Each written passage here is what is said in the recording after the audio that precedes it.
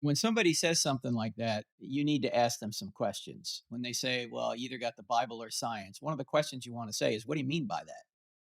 Like, what do you mean is there some kind of conflict between science and the Bible? Unpack that for us. Secondly, how did you come to that conclusion? Why do you think that's true? I would ask them to define what they mean by science. What is science? Well, at its very minimum, science is a search for causes.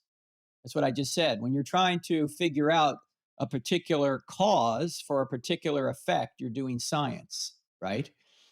Now, in my view, we have a book called Stealing from God: Why Atheists Need God to Make Their Case. And it's in an acronym, CRIMES, CRIMES. And the S in the CRIMES acronym stands for science, because a lot of times atheists will say that science somehow disproves God. My point is that you wouldn't even be able to do science unless there was a God. Why? Well, first of all, the reason we can do science is because this world is orderly. There's cause and effect, right? Things don't happen willy-nilly. They happen for a reason. Every effect has a cause. You might ask yourself the question, why is the world that way? First of all, why is there a world at all, right? Why is there a universe at all? And why does it operate by such precise and consistent natural laws? Why is it so orderly? Well, the best explanation for that is because this universe is set up by a mind and it's run by a mind. In fact, there's a famous paper from 1961 written by Eugene Wigner, and he's an atheist. And he asked, the title of the paper is something like The Unreasonable Effectiveness of Mathematics.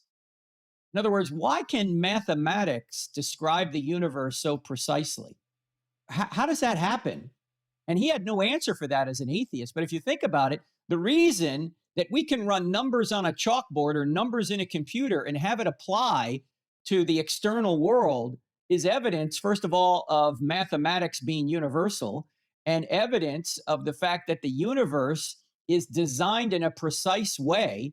And our minds, through mathematics, can understand how the universe works. This universe, this reality is set up on a mathematical grid, which presupposes a grid, a mind, presupposes some sort of intelligence, right?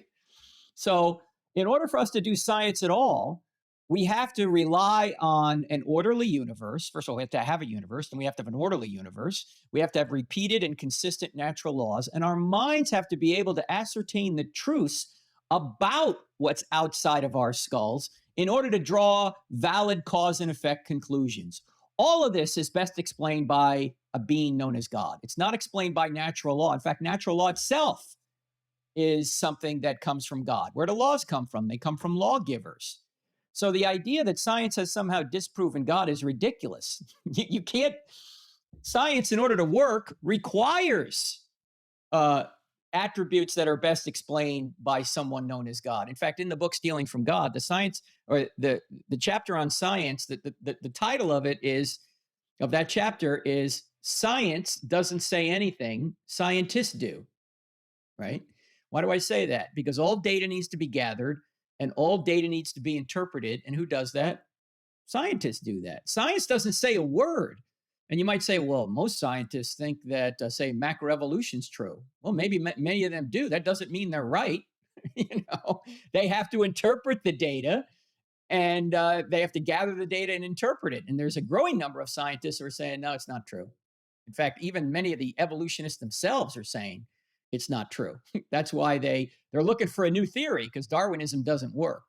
We could talk a lot about this, but the problem here is that when people make these broad brush claims, most of the time they don't know what they're talking about. What they've heard is a slogan, and they think the slogan's true. And as soon as you ask them to justify their slogan, they can't.